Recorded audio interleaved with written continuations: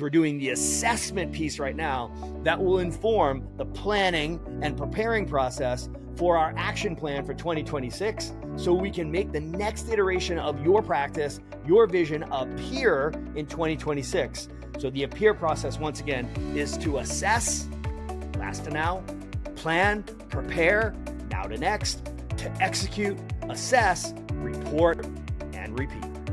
Hello and welcome to the Remarkable CEO Podcast, a show dedicated to chiropractors who want to transform their job into a business so that they can have a remarkable practice as part of a remarkable life, not instead of one.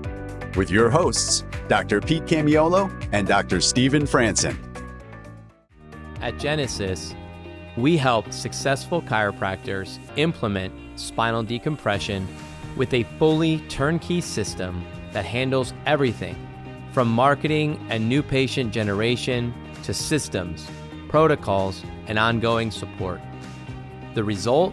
Massive value for your practice and life-changing outcomes for your patients, all without drugs or surgery. This is the next evolution in chiropractic care. Welcome to Genesis. Welcome to another episode of the Remarkable CEO Podcast, chiropractic's #1 business podcast. I'm Dr. Pete Camiolo. And I'm Dr. Stephen Franson.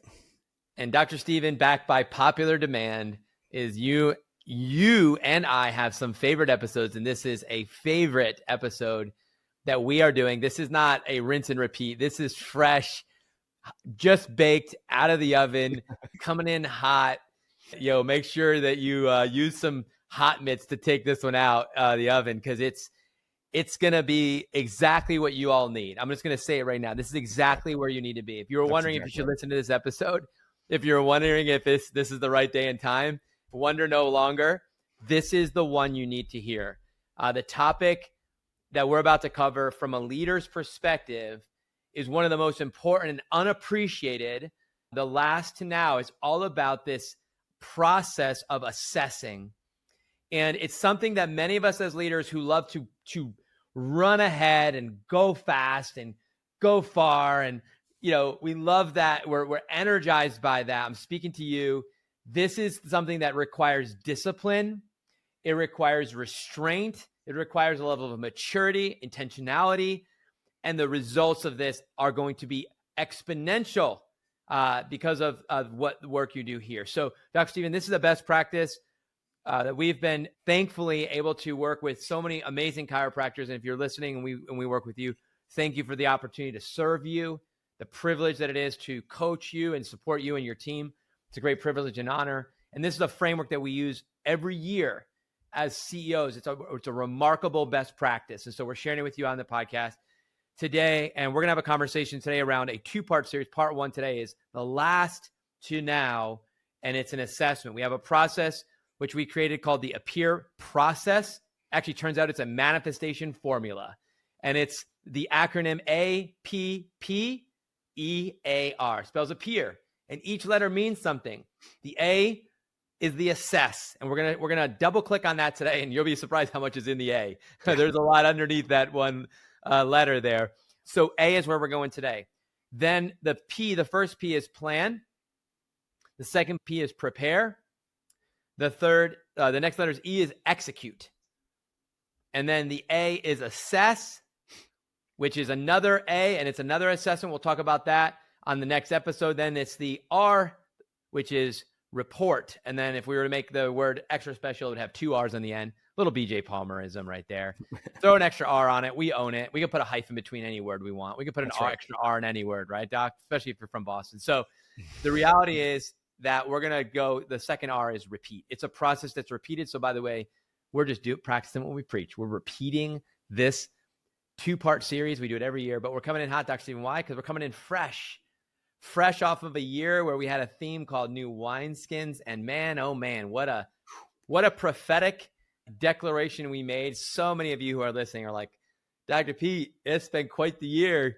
We're definitely getting a new wineskin. I'm like, yes, so you can receive the new wine, because whatever you had before would have burst. The new that cannot be contained by the old container would have burst it.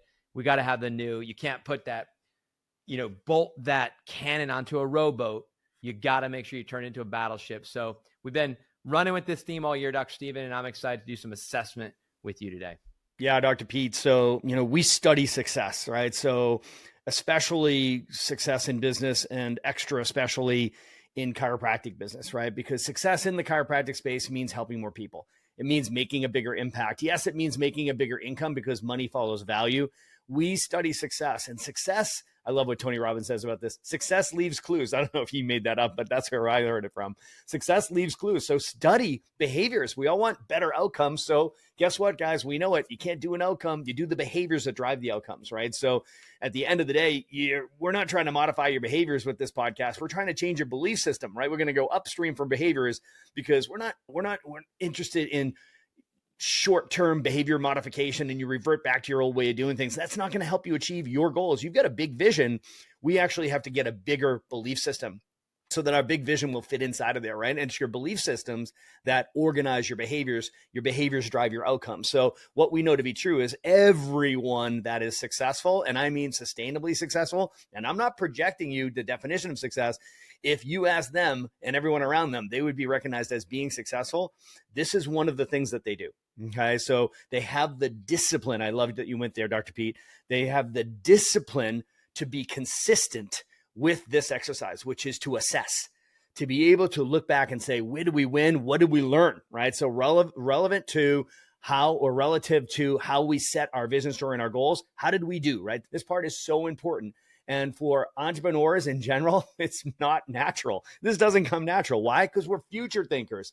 We're future oriented. We're future paced. We're always looking forward. That's our job in the village, right? Our legs are always moving, which is why it's so important that we pause, that we slow down to speed up, that we stop and we be like, okay, this might feel unnatural for you, but turn around, right? Look in the rearview mirror. Look so you can learn, right? So you can be informed, and you're informed as you're putting together your plan, as you're putting together your vision, as you're choosing, like, exactly how do I marshal the limited resources that we have in this organization, the limited time, energy, focus, and money of everybody. What's my strategy? In other words, how am I going to deploy the time, energy, focus, and money? You can't do that unless you can't do it well. You won't be able to optimize it if you're not doing it with intelligence, right? We're not having the business intelligence, right? So hopefully, you guys, you recognize that we're not just here teaching you information so we change what you know, right? That's one thing. It's a totally thing. It's a different thing when you actually get coached. Coaches changes how you think. We're trying to change how you guys are thinking about this, right? So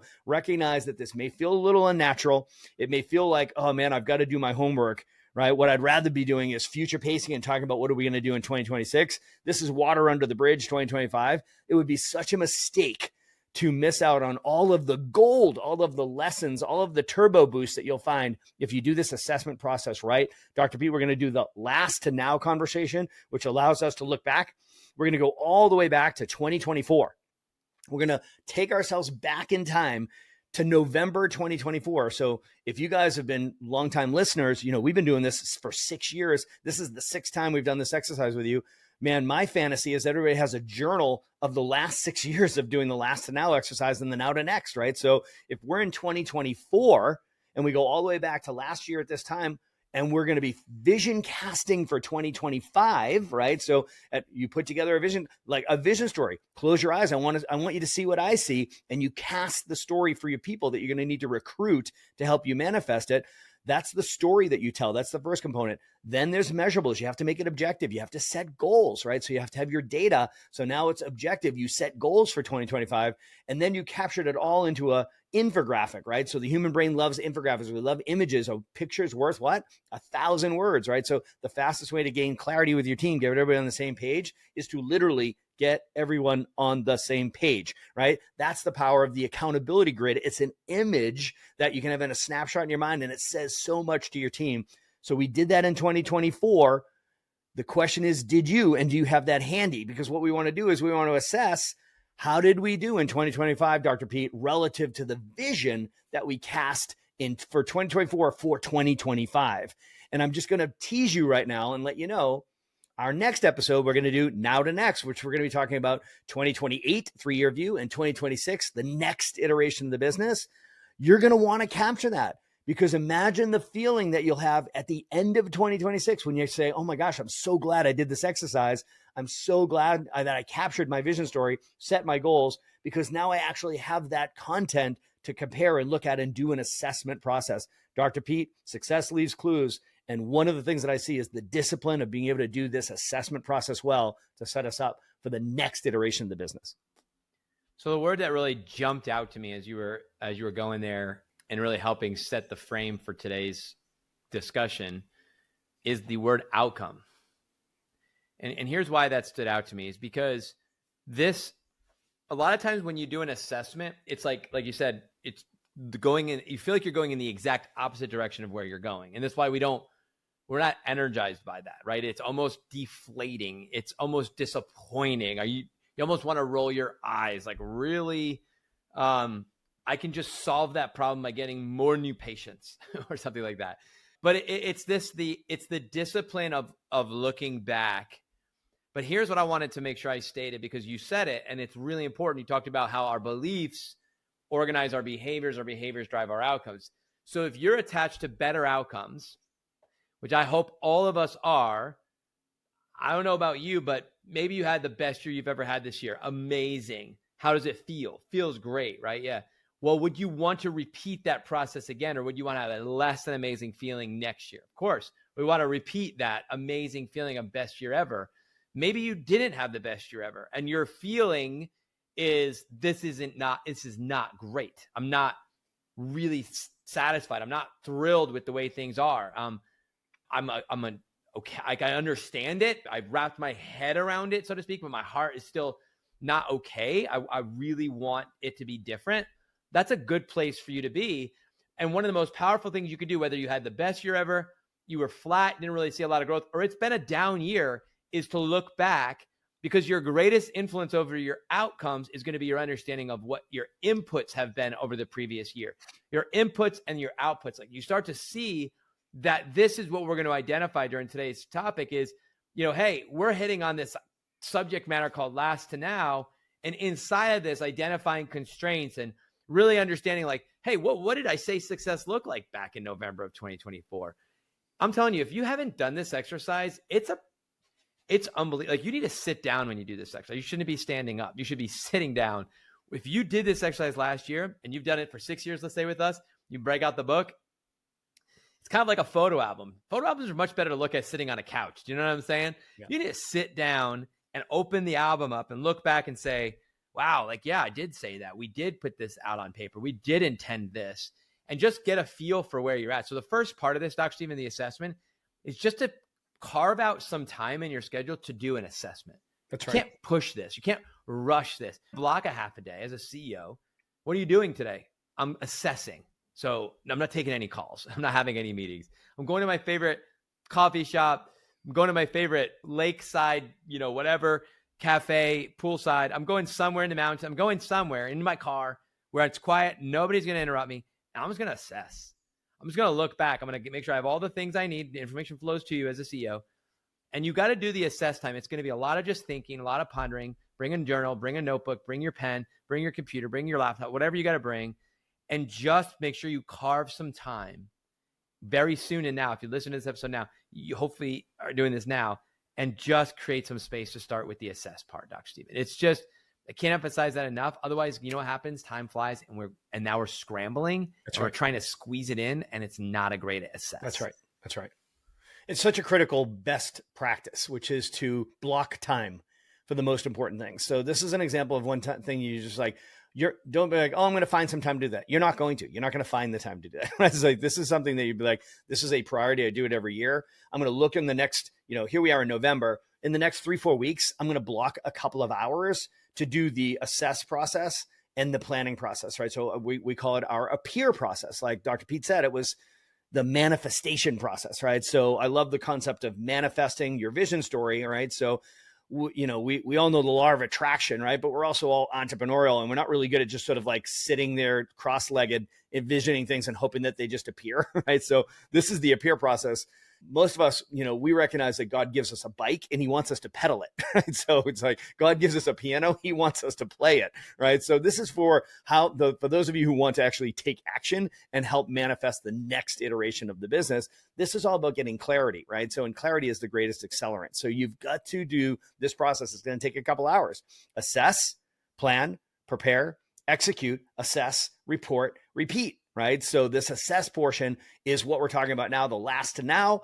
And we're going to use one of our favorite tools to do this. One of the most powerful tools that we have is the accountability grid. This is what we're going to do to create the assessment process. And it's going to inform our planning and preparing so that we can execute in 2026 to help us manifest our 3-year view, get us to where we want to be by the end of 2028. And it's going to inform what does our plan need to be to get us to what must be true by the end of 2026. So I want to make sure before we just jump into the tactical part of this is you guys see this whole arc, right? So it's assess, plan, prepare to execute, assess, report, repeat, right? So this 2-part series, these 2 different exercises are conjoined twins, right? In order to do your planning and preparing right, which is the now to next, you have to first do the assessment of the last to now, right? So that's 2 episodes in a row in the podcast. We're doing it in our masterminds, right? So we'll do it in this whole conversation through November and December. It's assess so that we can be informed when we create our plan for 2026. So Dr. Pete will kick it off. We're going to give this tool away, right? So there's going to be a link in the show notes for you to download the new version, the new iteration of the accountability grid. So this thing is bitching, man. It is the next iteration. It's a total upgrade. It's a worksheet. We've gone from just being an image to an actual worksheet that's much easier to use. So you guys, we're going to give that to you. It also comes with a bonus. It's actually 2 bonuses. It comes with it's a PDF that has our favorite KPIs by domain. So that's attached to it also. And then there's a video training that actually you and your team can use to be able to do this exercise. Guys, listen, there's a 45-minute training. Okay. So this is good. We're going to give this to you as our end of year gift, right? So it's like anybody listening to this, download the tool, and then you can get access to this video training that you can use for you, your office manager, and then for your whole team. Watch it together, and you can actually walk through this exercise together and do the assessment so that we can say, where are we now? What are the brutal facts, the love language of the remarkable practice, the brutal facts of where we are now? And if we can imagine that this whole process is like a big GPS system for your success, for your future, for your vision. And the now this is the starting point in the GPS. Just like when you're ordering an Uber, like, where are you right now? Pick me up here, and I want to go there, right? So it's a GPS system. This is where we are now, brutal facts. We do this assessment, and then we're going to plan to where we want to be 3 years from now by the end of 2028, and what must be true by the end of 2026, Dr. Pete, to make that a possibility, to make that a reality. So the accountability grid is going to be the gift. It comes with the PDF with all of our favorite KPIs on there, because it's going to be data-driven. And it comes with a 45-minute training video for how you and your team can actually use this tool. I want you to put that in your toolbox, put that in your back pocket. All we ask is that you actually utilize it. You got to do it, right? So at the end of the day, good ideas are great. Implementation is everything. Dr. Pete, I'm stoked to explore this assessment process. Yeah. So, this is such a rich topic, and I'm glad we're unpacking this. You talked about beliefs, organized behavior. So we've talked about beliefs. Now we're starting to get into the behaviors, right? So we've got into some of the behaviors now. So let's start to get into, Dr. Stephen, some of the tactics, right? So now we've set the tone. We've hopefully challenged your belief, and you're either on board or not, but I'm on board. And then, we've talked about, so there's some tools that we've given you, which don't mean anything if you don't know what to do with them. So then we're going to explain to you exactly what we do with these tools. For example, we're not going to spend 45 minutes going through the accountability grid because you have a training that came with this. So that's your gift. But we are at a high level going to explain what it is that you're going to be accomplishing by doing that. And then what the audit of your business over the past 12 months in relationship to your vision story and all the work that was done, all the projects that we invested in doing, what did that produce? We're going to identify where the wins were, actually where the lessons were, and where the constraints are. And that is going to be what we're going to walk away from an assessment with. And then from there, it's going to flow into the second half really of we're going to do a 2-part training, but this really is how you prepare for your end of year, last to now and then now to next. So this is part of that. So Dr. Stephen, let's jump in. Let's get somewhat tactical as much as we can in a podcast. And like you said, dig into the A.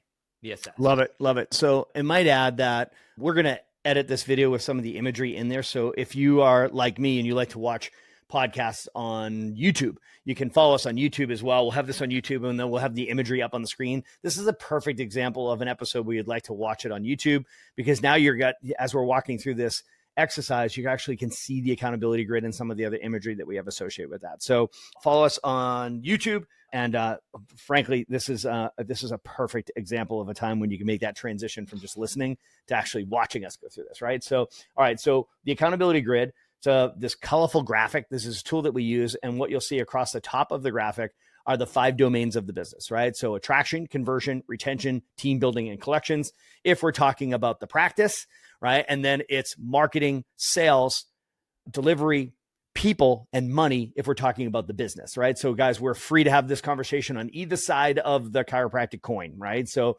either side of the chiropractic coin, you've got the practice and you've got the business. Remember, the practice is an entity, a clinical entity that exists to deliver healthcare and better health outcomes for the patients, right? Whereas the business is the economic machine that exists to drive productivity and profitability for the owners, the investors, and the employees, right? So 2 different things, 2 different sides of the same coin, right? So, and this accountability grid will help reveal both of those things, right? So we're assessing, is the business optimized? So when we look at this, what we're seeing is there's 5 domains across the top, right? These are like divisions or departments of your business, right? So, and if you look below in this image, what you'll see is we've created subdomains so that we can be more specific, right? To assign accountability, right? Because everything that we want in our business will be found on the other side of greater accountability for you and for everybody else on the team. So as we gain more specificity, it allows us to create focus. And focus is what makes the difference between busyness and productivity.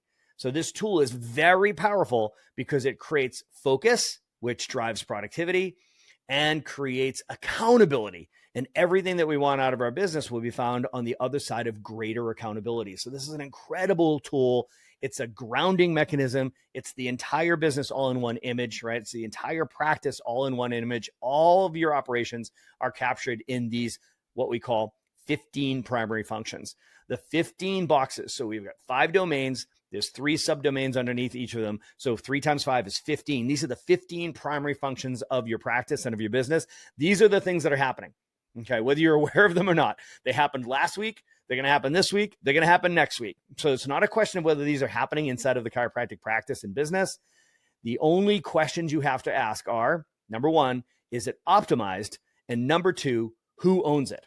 Okay. So when we look at these 15 primary functions, let's just talk about attraction for now, right? Marketing, lead generation. We subdivide marketing into 3 different tributaries, right? You should have 3 tributaries of new patients coming into the office from your marketing efforts, right? So you should have internal marketing, external marketing, and digital marketing. So you have internal lead generation, external lead generation, and digital lead generation. So internal lead generation is your referral generation, right? So you've got organic referrals, you've got process-driven referrals, you've got campaign-driven referrals. That's all internal referrals, right? So external referrals is everything you do outside of the office that's not leveraging the internet or your patient base, right? So this is your traditional marketing, so radio, newspaper, but it's also your paraprofessional networking groups. It's your professional networking that you do. It's your informal networking that you do. It's corporate wellness programs, spinal screenings, dinner with the docs, right? So lunch and learns. This is everything that you do outside the practice. It's chiropractic's greatest hits, including your signage, what do you call it? Billboards, anything that's external, that's offline, right? So, and then finally we have digital, everyone's darling, right? So this is your digital footprint. This is your website, your SEO. This is your paid traffic, organic traffic. This is your ads. This is your social media footprint. This is your email marketing, et cetera, right? So this is all your digital marketing, right? So Dr. Pete, this is all about 3 tributaries of new patients coming in. So we want to be specific because of course, each one of these boxes identifies the behaviors that drive the outcomes that we want. And behaviors are always measurable. And those measurables are called KPIs, or key performance indicators. So we have key performance indicators inside of each one of these boxes so that we have a data-driven assessment that we're doing. And of course, we set goals for the KPIs, right? So you've got a person who owns the function. They're assigned the responsibility, and they are assigned the KPI, so they have accountability. So now we've established exactly what we set out to do, which was creating focus and creating accountability, hence the name, the accountability grid. All right. So Dr. Stephen, so the reality of the assessment really goes back to what your 2024 goals were. You talked about goals and how important that is. So again, as an annual routine, if we do this every year, it's a rhythm, right? We created goals in 2024 in November for 2025. So when you're going through those attraction goals and you look at your internal, your external, and digital, like Dr. Stephen, you just laid out, what we should know are what were our goals that we set for attraction for 2025. We had a goal of 1,000 new patients this year, let's just say, or 500 new patients this year, whatever your number was. And the distribution was, we followed your rule of 1/3, 1/3, 1/3. So for 1,000, we were looking for 300 new patients roughly internally, 300 externally, 300 digitally, add another 30 to each one of those, and you get 1,000. So that would be if you created a goal and you said, hey, our goal is to have 1,000 new patients or 500 new patients or 300 new patients this year, whatever your number is, that would have been your goal. So then your assessment will be based on that goal that we set this year. How did we do? Okay. The 10 would be, as you said, and you'll go through this in the training, is we exceeded our goal. We smashed it internally. But this is what's possible. You could have smashed your internal goal for the year, but come up short in your external and digital. So when you score the attraction as a domain, it might not be a 10 because you might have a 10 in one of the categories, a 7 in another one, and a 6 in another one, and you actually average those out together and you get like a 7.5. And so your marketing as a driver of the business, as a domain inside of the organization of one of the 5 domains, is a 7.5. It's a C. Okay. So we know that there's room for growth, right? There's room to improve. And so then that becomes, Dr. Stephen, what we're going to lead to next, which is the constraints. And I know you're going to talk about this a little bit more, which is one of my favorite topics, which is the throughput and the output, and how we need to be very specific, not general, when identifying constraints. Because if you don't identify what the constraint is specifically, and you just generally approach it, you don't actually break through. You don't get the results that you want. And that's maybe what's happened historically is you can say, yeah, Dr. Pete, this has historically been our problem. We've just really struggled with churn in our retention. We just have a really tough time getting people to complete their care plans. The initial one is fine, but people are dropping out of care. It's really hard to get families under care to stay under care, whatever. Whatever your area of constraint is, that becomes an area we just shine 2 floodlights, and we put all of our energy on that constraint in the retention domain, and we shine bright lights right into that area, and we just start chipping away, trying to identify what are the causes of that. Like, what are the things that are influencing that, preventing us from achieving our goals? Because we've set goals, Dr. P, we just haven't hit them. So the next step from here, Dr. Stephen, then is to identify the points of constraint and then what we do with that.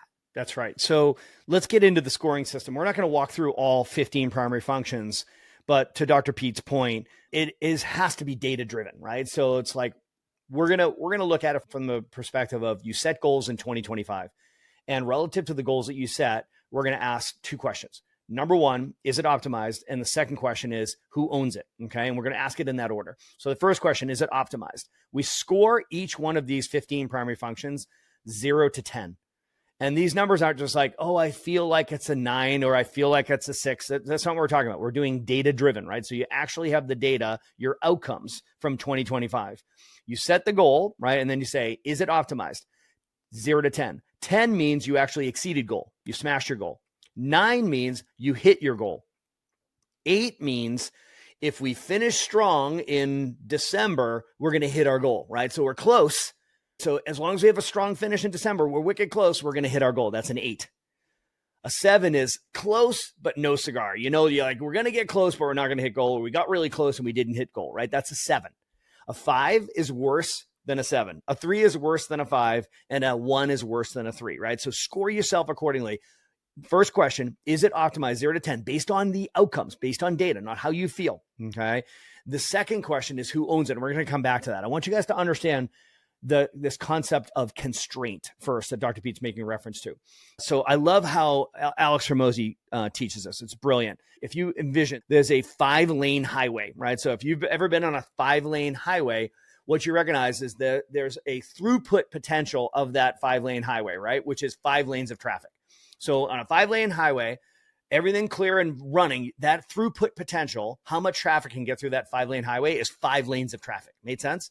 Now, if there's an accident or a construction site and those 5 lanes get constrained or they reduce down to 3 lanes or 2 lanes, all of a sudden that 5-lane highway goes to 2 lanes. The throughput potential of that highway is now 2-lane highway, right? So there's nothing you could do before the 2-lane constraint or after the 2-lane constraint that could change that, right? So the constraint is the 2-lane car accident or construction site, okay? That's how you want to think about your business. Any one of the places on your accountability grid where you score a 7 or below, 7, 5, 4, 3, 2, 1, like wherever you score a 7 or below, that is a constraint in the business. So I want you to imagine this as a visual. So when we say 7, 5, 3, 1, what's the difference? If you score a 7, what it says to me is that 5-lane highway just went to 4 lanes at that place. Okay. The throughput potential of your practice has changed from a 5-lane highway to a 4-lane highway. If you gave yourself a 5, what that says to me is that 5-lane highway just went to a 3-lane highway at that point. If you gave yourself a 3, that 5-lane highway just went down to 2 lanes. If you gave yourself a 1, the 5-lane highway is all the way down to a 1-lane highway. That's how what we're speaking to is the severity of the constraint. Okay. So when you're grading yourself, I want you to just think about yourself as the business, the practice has a throughput potential. That's about capacity, guys. That's about patient volume. Okay. So throughput is capacity and patient volume services. Output is the revenue and the profit. Okay. Throughput is capacity to serve, okay, impact. Output is the economic machine spitting out productivity and profitability, right? That's the output of the machine. So right now we're having a throughput conversation, which drives output, right? So a 7 or below is a constraint of the business. This is critical, guys. This is it. You're identifying the constraints of the business, right? So, and what those constraints will do, we're going to identify as we go through the same exercise. Is it optimized 0 to 10 out of all 15 of these? What we're going to do is we're going to identify any place where you score a 7 or below, and those are the constraints of the business.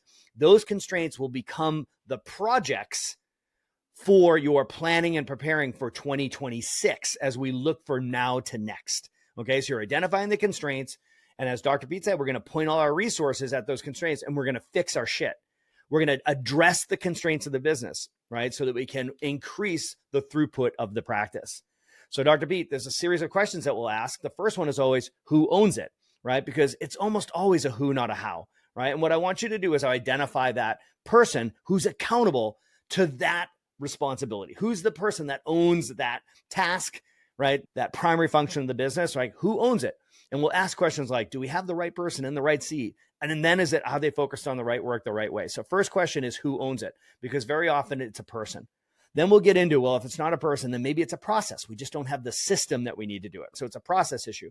Or maybe it's like, no, we have the right person and we have a good process. It's just that they're new and they need to be trained up. This is a skills issue. So we call that proficiency. So we've identified the cause of that restraint is a proficiency, right? You might say, oh, no, it's not that. It's just we haven't made it a priority. I heard you talk about churn rate, patient turnover, and people going inactive. Well, man, we need to shine a bright light on that because that's actually problematic in our business. We attract lots of new patients and so many people start care, but my goodness, people are dropping out of care, right? So we need to look at that churn rate in your example. We need to make that a priority, right? So that becomes a priority in the planning and preparing as we position ourselves for 2026, right? So these all end up on the project planner, right? Which will be part of the next episode when we talk about the now to next, because we're doing the assessment piece right now that will inform the planning and preparing process for our action plan for 2026. So we can make the next iteration of your practice, your vision appear in 2026. So the appear process, once again, is to assess, last to now, plan, prepare, now to next, to execute, assess, report, and repeat. Please stick around for more business insights from this week's bonus interview with our remarkable success partner dedicated to helping you more successfully help more people. Enjoy. Remarkable CEOs. This is Coach Dr. Eric DiMartino with Remarkable Practice. I'm excited today to be in studio with Dr. Chad Glines from Genesis Back and Neck. Genesis Back and Neck is one of our remarkable success partners, and we just love our success partners because they really help our docs help more people. And so welcome to the podcast, Dr. Chad. Hey, man, happy to be back on here. It's a lot of fun with you guys. Absolutely. So let's start by having you tell the audience a little about you. What's your backstory? Yeah, so Chiro for 20 years, went to Parker. My wife's a chiropractor, her brother, her dad, her sister-in-law. But funny enough, I was actually looking at being a surgeon. So I was like taking MCATs and the whole thing. And then when I was talking to the neurosurgeons, those guys are like really cool. And then you talk to the orthopedic surgeons, you're like, those guys are rock stars. I want to be one of those guys. The problem with that industry is they don't really have any way to help people except ways that don't help people. And so I was talking to my wife, and then the chiropractic made a ton of sense to me. And so I knew how to adjust before I got to Parker, really loved that, but I still wanted to help those people that had disc issues. And I read this study from a doc down in McAllen, Texas, and his name's Dr. William Martin. And he said, I can help a disc patient 86% of the time. I was like, oh, that's what I'm going to do. So I graduated Parker. A month later, had a DRX. I had my own practice, and I've been doing that thing for 20 years now, just using the DRX. Amazing.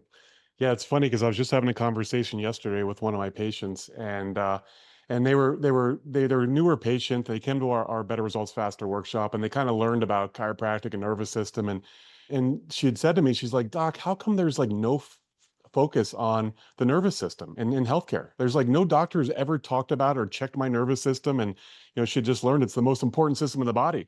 And we'd kind of had the conversation. Well, there's no drugs that really can address spine or nervous system issues. The surgeries are horrendously ineffective and cause more problems than they fix, like you alluded to.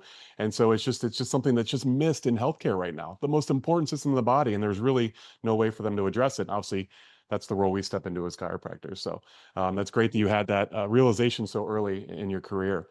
So in TRP, we always say that every business exists to solve problems. And the bigger problems you solve, the more you're compensated. So what problems do you guys at Genesis Back and Neck, what problems do you specifically solve for chiropractors? Well, so and it's a funny story because my partner, Dr. Caleb Braddock, a lot of people know him. He's done a real big chiro office for a long, long time.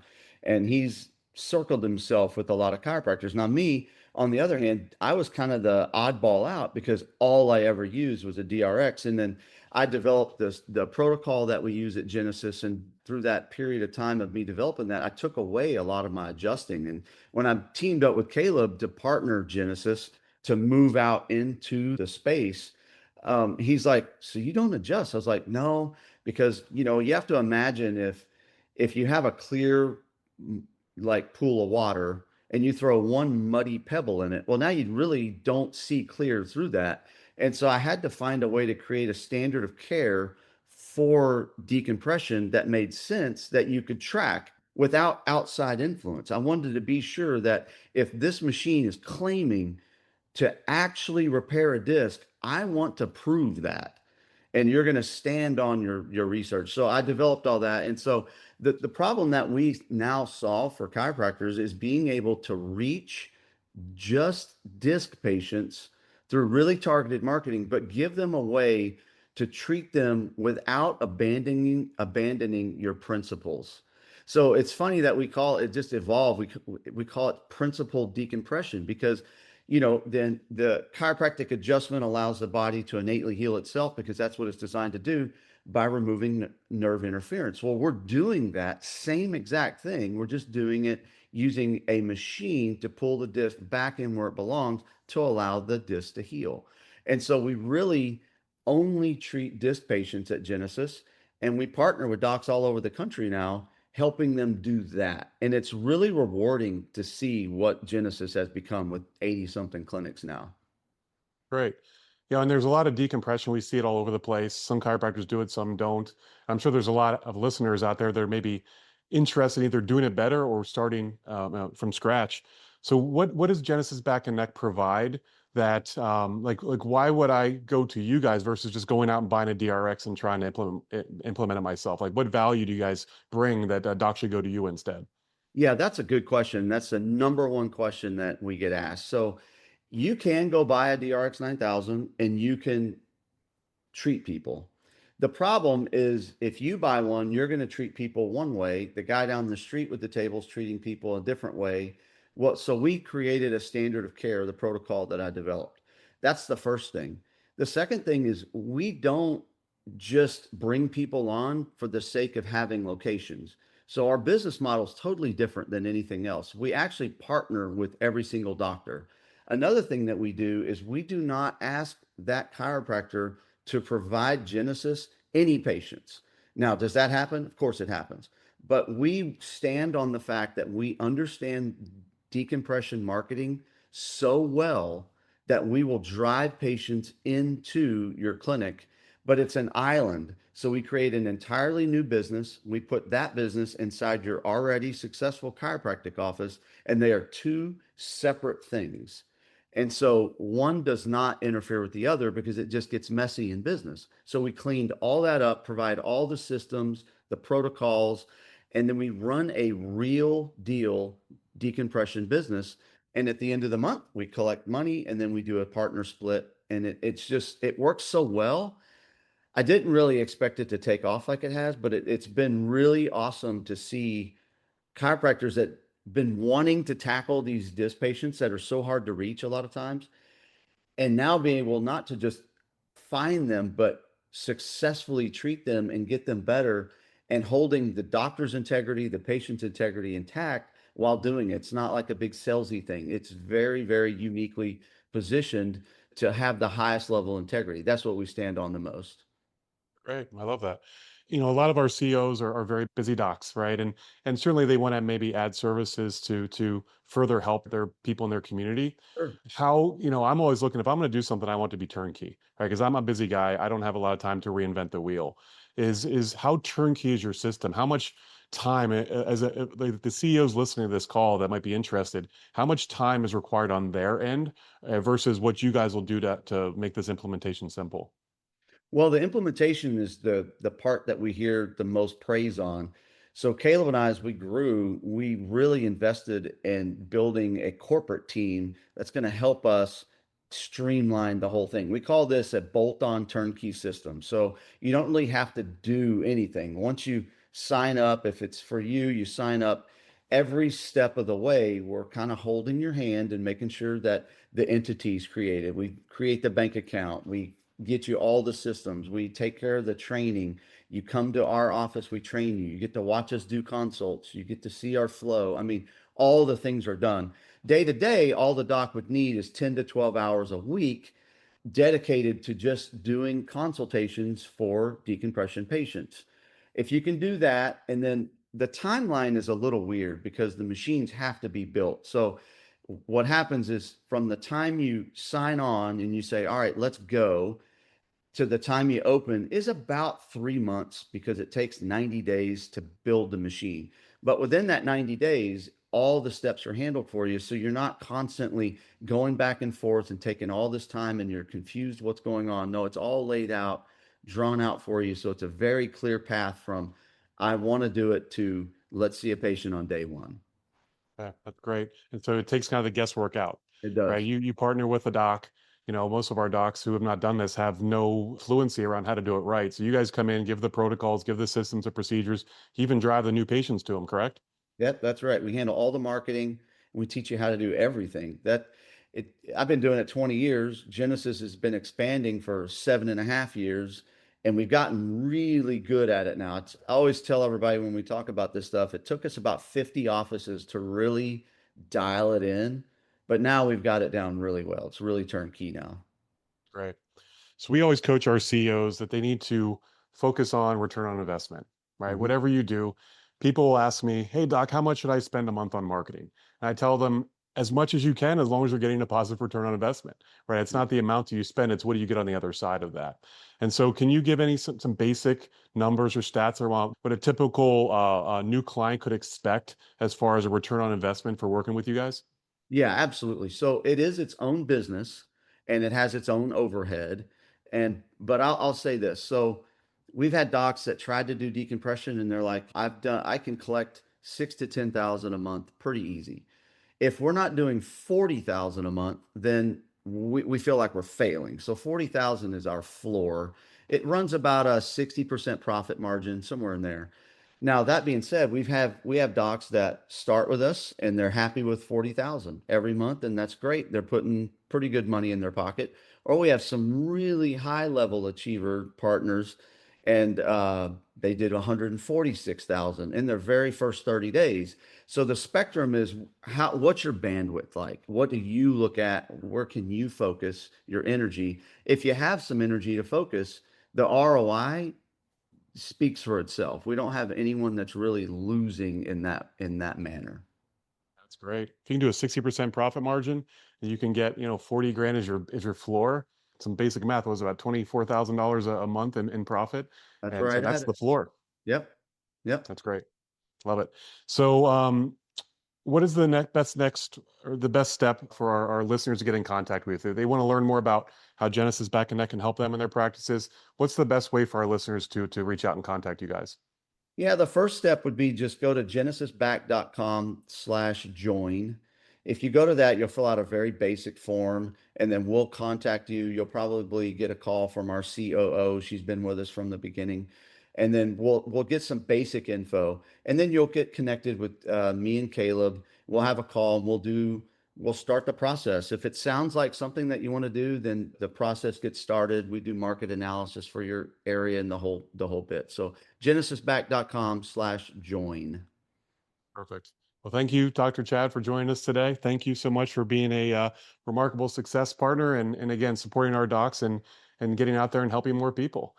So remember, Remarkable CEOs, tune in every single week to our Remarkable CEO podcast. I hope everyone has a blessed day, and we'll see you guys next week. Thanks for having me. See you guys. Hey, Doc, if this message is hitting you right between the eyes, it's exactly where we're aiming. This message is for you today. If you said, hey, man, that's me, that's the thing I'm trying to solve, or that's the thing I'm trying to accomplish, and now is the time. If you're ready, let's jump onto a strategy session. You'll see the link down below. Schedule, we'll jump on a call with you, and let's discuss exactly how we can help you create your own remarkable practice. Thanks for listening to this episode of the Remarkable CEO Podcast. If you like this podcast, please subscribe, share with a friend, and leave us a review. And if you'd like to connect with us personally, direct message us on Facebook, LinkedIn, or Instagram. Remember, what the world needs now is chiropractic, and what chiropractic needs now is more successful chiropractors.